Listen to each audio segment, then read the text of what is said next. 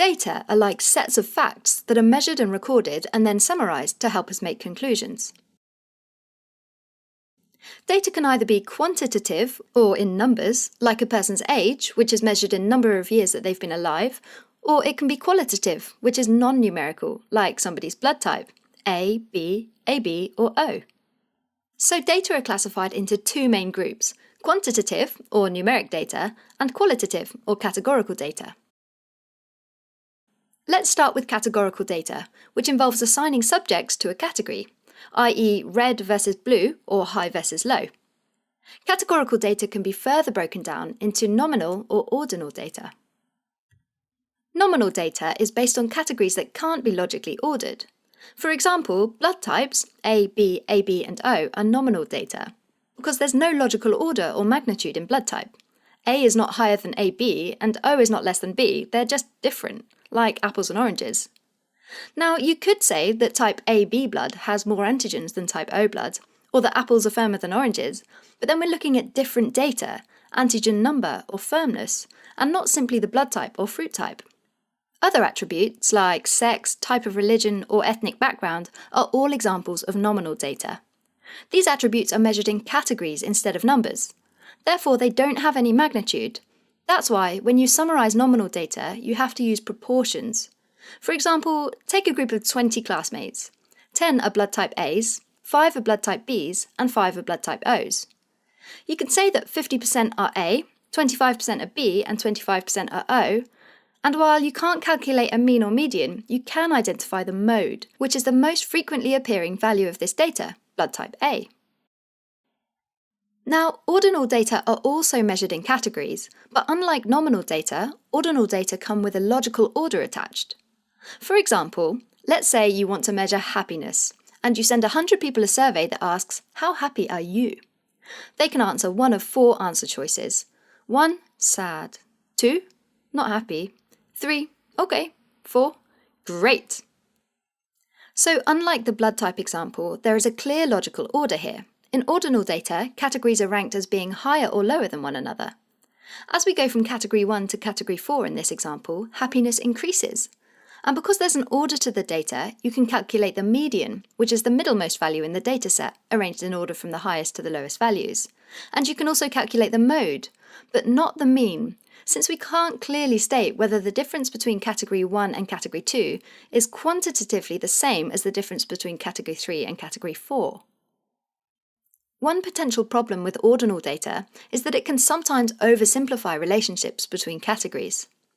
The jump from category 1 to category 2 may be very small, whereas the jump from category 3 to category 4 might be quite large. Ordinal data are blind to this nuance, and they treat the differences in categories as if they were all the same. In medicine, disease severity is often recorded as ordinal data. For example, chronic kidney disease is put into 5 stages: stage 1, stage 2, stage 3, stage 4, and stage 5. As the stages increase, there's worsening kidney function. And stage 5 means that there is almost no kidney function left and it requires dialysis. Here, the difference between stage 1 and stage 2 kidney disease is a heck of a lot smaller than the difference between stage 4 and stage 5 disease. That's why we can't calculate the mean in the case of ordinal data. Now let's move on to numeric data, which can be discrete or continuous data. Discrete data are measured in whole numbers, meaning they cannot have decimal values. For example, if you measured the number of children in a family, you will only record discrete integer values like 1, 3, 4, or 10, because you can't have fractions of children.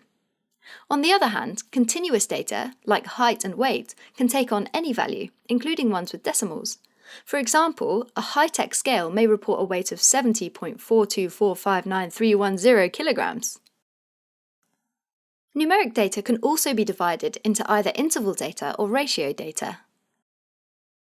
Interval data indicates a meaningful quantitative difference between two values, and that all values can be placed in a clear logical order. For example, if you measure temperatures with either a centigrade or Fahrenheit scale, you will get interval data. The difference between 90 and 60 degrees is a measurable 30 degrees, as is the difference between 60 and 30 degrees. So we can meaningfully add and subtract the data values. Because interval data is numerical, ordered, and there are meaningful differences between the values, we can calculate means, medians, and modes. but we cannot calculate ratios with interval data. For example, stating that 90 degrees Fahrenheit is 3 times as hot as 30 degrees Fahrenheit, because 90 equals 3 times 30, is inaccurate. That's because data has to be measured on a scale that includes an absolute value for 0 in order to make relational statements involving multiplication and division. Temperature data, measured in Celsius or Fahrenheit, do not have meaningful values for 0. That's because 0 degrees Fahrenheit or Celsius does not imply that there's no temperature. Unlike interval data, ratio data does have a meaningful 0. Therefore, we can calculate ratios via multiplication and division on top of quantifying differences through addition and subtraction.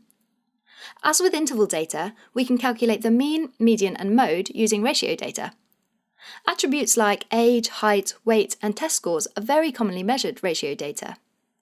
Let's say you have data on 4 students' test scores and the values are 20, 40, 70, and 80. You can state that 80 is 10 points higher than 70, and because you have ratio data, you can also state that the student with 40 did twice as well as someone with 20, and half as well as someone with 80.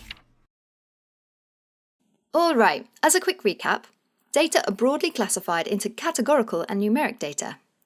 Categorical data includes nominal data, which have no logical order, like blood types, and ordinal data, in which the order is important, like degrees of happiness. Numeric data includes interval data, where there is no meaningful 0, like in the case of temperature, and ratio data, which do have a meaningful 0, like in test scores. Numeric data can also be continuous with decimal values or discrete without decimal values.